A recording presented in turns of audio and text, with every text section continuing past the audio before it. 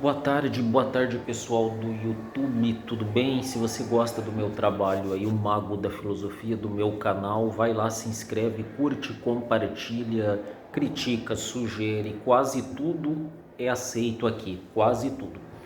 Ah, Vamos lá pessoal, vamos lá então. É o seguinte, um dia, 2 dias aí após as eleições do primeiro turno, onde se concretizou aí o que já vinha se desenhando nos últimos meses, nos últimos anos aí, a polarização. Uma polarização que diz assim, esquerda e direita, conservadores e revolucionários, progressistas. Será que as coisas são bem assim, pessoal? Será que essa história aí de dividir para conquistar não é o que todos fazem? Porque é atribuído aí à esquerda, né, um slogan da esquerda, dividir para conquistar. Isso não é nem da esquerda, isso já vem lá do Império Romano. Eles já sabiam que dividindo o povo, eles iam conseguir se manter no poder e nos manter onde nós estamos aí, numa condição não tão privilegiada quanto a deles. Mas o fato é que o Brasil está dividido. A divisão é ruim? Não necessariamente. Ela pode ser ruim à medida que ela desune as pessoas e acaba fazendo o jogo que a elite sempre quis, que é uma elite rica, cheia de direitos, cheia de razão, com um bom grau de instrução e de formação, e que se mantém dominando aí a maioria da sociedade aí desprovida aí muitas vezes do mínimo necessário. Nós sabemos que 50% da população brasileira não tem nem saneamento básico, 30% não tem acesso à internet, 20% à água potável, 40% subnutrida, e eles estão lá no bem bom, fazendo propostas, se digladiando, colocando a gente um contra os outros aí, e eles se favorecendo na crista da onda.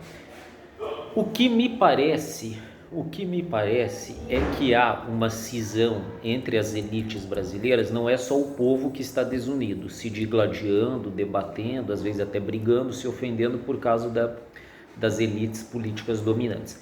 Me parece que as oligarquias brasileiras, embora eles tenham muitas convergências, eles têm também algumas divergências, que ficou claro aí nos últimos anos aí.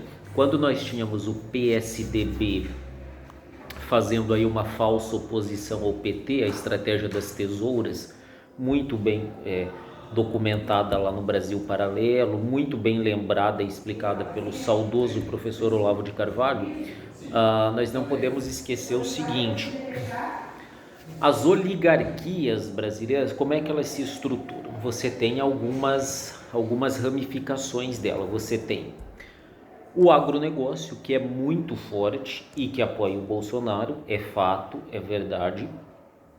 Toda a elite está contra o Bolsonaro? Não, não necessariamente.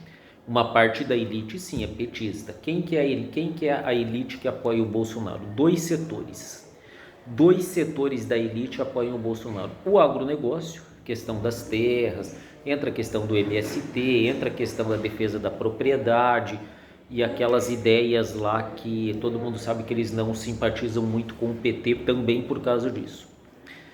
Uma outra, o establishment militar. O establishment militar é amplamente favorável ao Bolsonaro por razões próprias, pragmáticas, por uma questão de postura. O Bolsonaro é muito mais simpático, ele é oriundo dos meios militares, então óbvio ele angariou muito mais simpatia e vantagens para os meios militares, que é um setor aí da elite também. Não é desprezível aí a elite militar que nós temos, embora oculta, embora pouco numerosa, mas ele faz parte de uma elite, o establishment militar.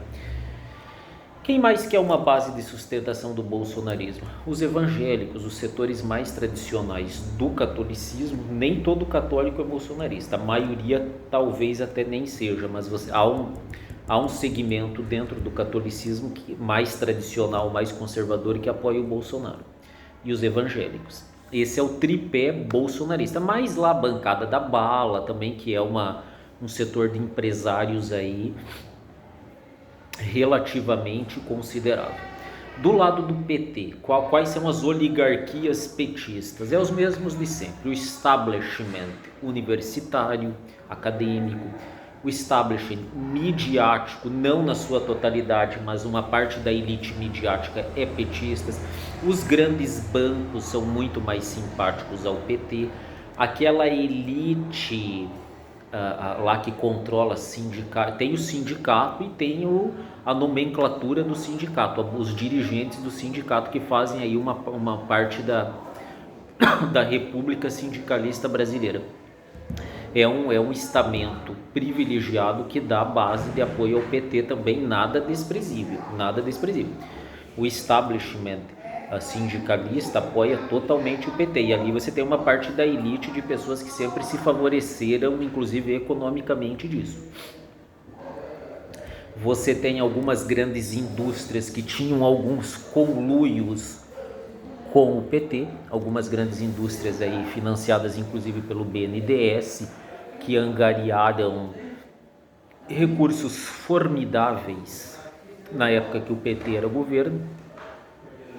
Então você tem aí duas oligarquias: a oligarquia do agronegócio, dos militares, versus a oligarquia de algumas grandes empresas, da mídia, dos bancos. Dá uma briga aí, as oligarquias dominantes se digladiando aí para ver quem assume o poder.